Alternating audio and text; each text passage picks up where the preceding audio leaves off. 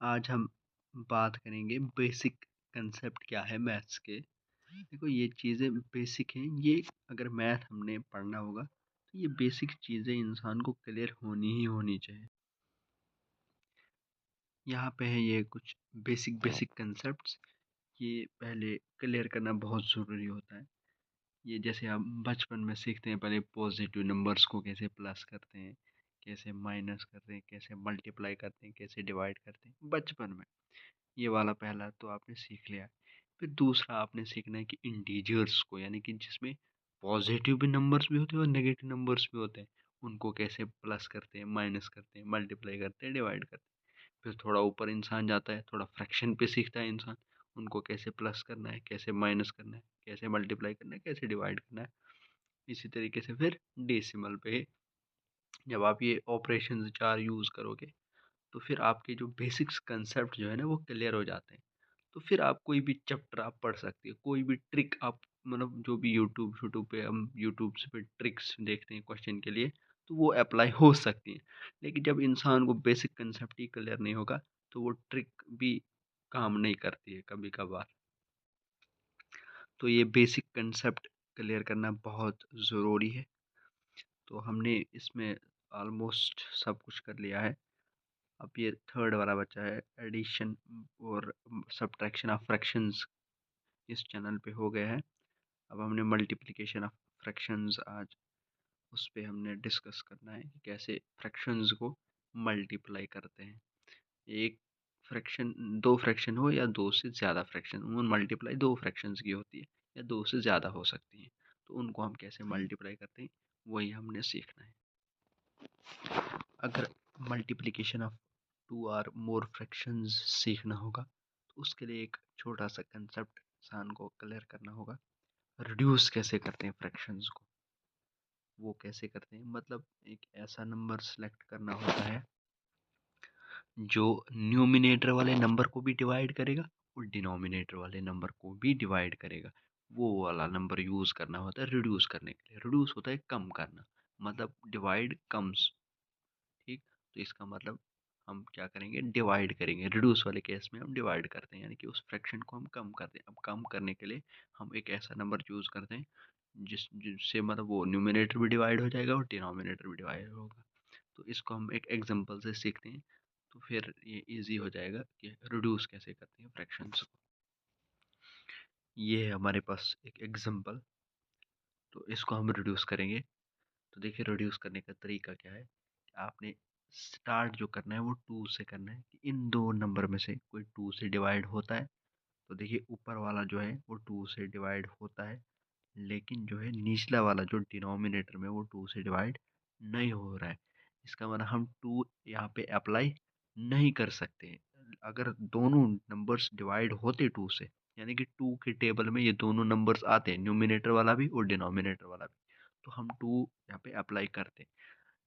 To नहीं आ रहा है निचले वाले डिनोमिनेटर में, यानी कि 35 टू से डिवाइड नहीं होगा, तो इसलिए हम टू यहाँ पे यूज़ नहीं करते। इसी तरीके से फिर थ्री से आप चेक करोगे, थ्री से कोई नंबर होता है या नहीं होता है। देखिए थ्री से अगर चेक करेंगे तो 14 थ्री के टेबल में नहीं आता है। थ्री फोर अगर करेंगे, थ्री मल्टीप्लाई बाई फोर वो 12 आता है, और थ्री मल्टीप्लाई बाई फाइव जब करेंगे वो 15 आता है, ना कि 14। मतलब हम थ्री भी अप्लाई नहीं कर सकते। चलो फोर से चेक करते हैं। फोर का जब हम मतलब टेबल पढ़ेंगे तो फोर के टेबल में तो ये दोनों आते ही नहीं है, ना 14 आता है ना फिफ ये 35 आता है। फिर इसी तरीके से फाइव से चेक करते हैं। देखिए फाइव से 35 आता है, बट 14 नहीं आता है, तो इसका मतलब फाइव भी हम अप्लाई नहीं कर सकते। इसी तरीके से फिर अगर हम सिक्स से चेक करते हैं तो देखिए सिक्स से तो दोनों होते ही नहीं है, क्योंकि सिक्स को जब मल्टीप्लाई करेंगे टू से तो 14 ये 12 आता है, और सिक्स को जब थ्री से मल्टीप्लाई करते हो 18 आता है, 14 तो नहीं आता है। फिर सेवन से चेक करते हैं तो देखिए सेवन को जब मल्टीप्लाई करेंगे टू से तो आता है 14, और सेवन को अगर फाइव से मल्टीप्लाई करते हैं तो 35 आता है।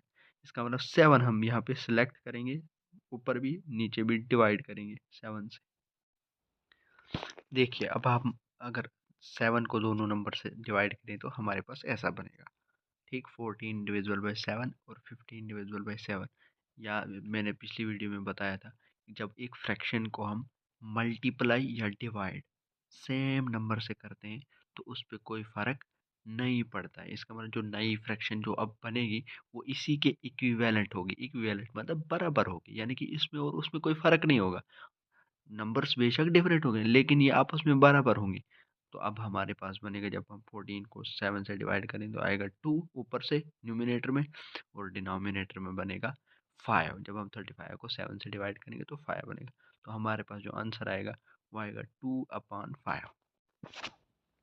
इसी तरीके से अब हम एक एग्जांपल करेंगे जिसमें मल्टीप्लिकेशन भी होगी और उसी को हमने रिड्यूस भी करना होगा। तो एक एग्जांपल लेते हैं।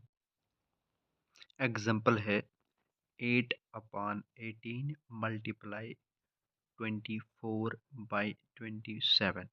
देखो, फ्रैक्शंस हैं दोनों, तो बीच में मल्टीप्लिकेशन है। तो आपने पहले यहाँ पे फोकस रखना है कि कोई किसी के साथ रिड्यूस तो नहीं हो रहा है। तो देखिए, पहली फ्रैक्शन में हम देख सकते हैं कि ये दोनों नंबर हैं 2 से होते हैं, यानी कि 2 हम अप्लाई कर सकते हैं, यानी कि 2 के टेबल में 8 भी आता है, 18 भी आता है। ठीक।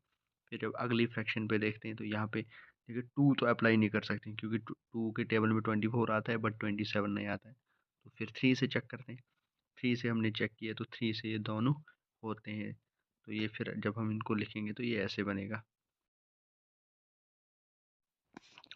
रिड्यूस करने के बाद हमारे पास मिलेगा 4/9 मल्टीप्लाई बाई 8/9। देखो, अब हम अगर और चेक करना है कि अगर रिड्यूस होंगे या नहीं होगा, तो देखो रिड्यूस कैसे कैसे हो सकता है। देखो, यहाँ पे 4 है। 4 को हम किस किस के साथ रिड्यूस कर सकते हैं? 4 को हम डायगोनली रिड्यूस कर सकते हैं या सीधे नीचे के साथ, नीचे वाले के साथ हम कर सकते हैं। मतलब 4 को हम 9 के साथ रिड्यूस कर सकते हैं अगर पॉसिबल होगा, तो या तो इस मतलब अगले वाले 9 के साथ, या ये जो डिनोमिनेटर में 9 इसके साथ भी हम रिड्यूस कर सकते हैं।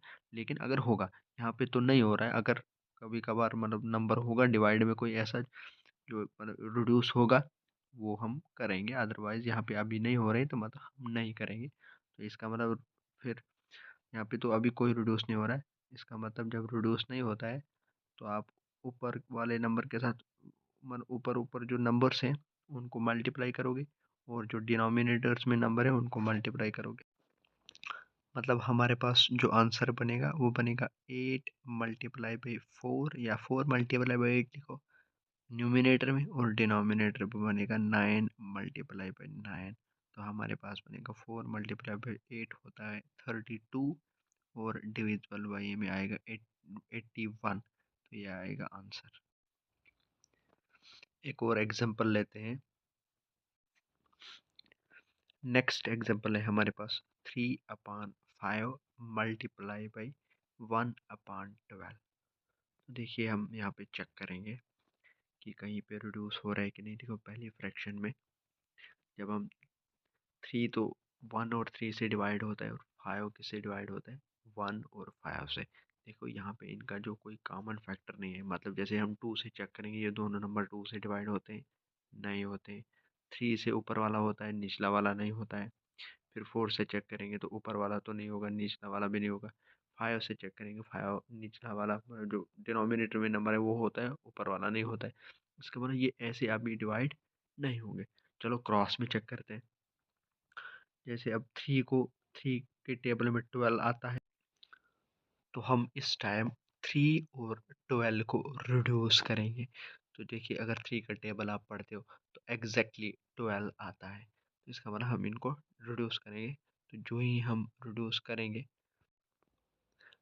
हमारे पास देखो 3 को जब 3 से डिवाइड करेंगे तो 3 आएगा, और 12 को भी जब हम 3 से ही डिवाइड करेंगे तो 4 आएगा।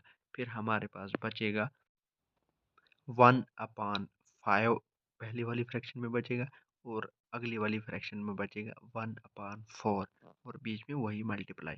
तो देखो, अब क्रॉस में कोई नहीं उड़ रहा है। उड़ रहा है 1 से उड़ रहे हैं, लेकिन देखो जब आप इनको 1 से आप उड़ा मतलब डिवाइड करोगे तो फिर वही आएगा। मतलब चेंज कोई नहीं होगी, यानी कि रिड्यूस ये नहीं होंगे। तो जब फ्रैक्शन रिड्यूस नहीं होती है तो हम न्यूमिनेटर को न्यूमिनेटर से मल्टीप्लाई करते हैं, और डिनोमिनेटर को डिनोमिनेटर के साथ मल्टीप्लाई कर दें, तो फिर हमारे पास बनेगा 1 × 1, तो वो 1 ही रहेगा, न्यूमिनेटर में 1 आएगा और डिनोमिनेटर में बनेगा 5 × 4, तो वो होता है 20। तो हमारा जो आंसर आएगा वो आएगा 1/20। तो इसी तरीके से हम कल इस पर डिफरेंट डिफरेंट एग्जांपल्स करेंगे, और आज भी हमने डिफरेंट एग्जांपल्स की यहाँ पे, लेकिन नेक्स्ट वीडियो में और उस पे हम सिर्फ एग्जांपल्स करेंगे। Thank you.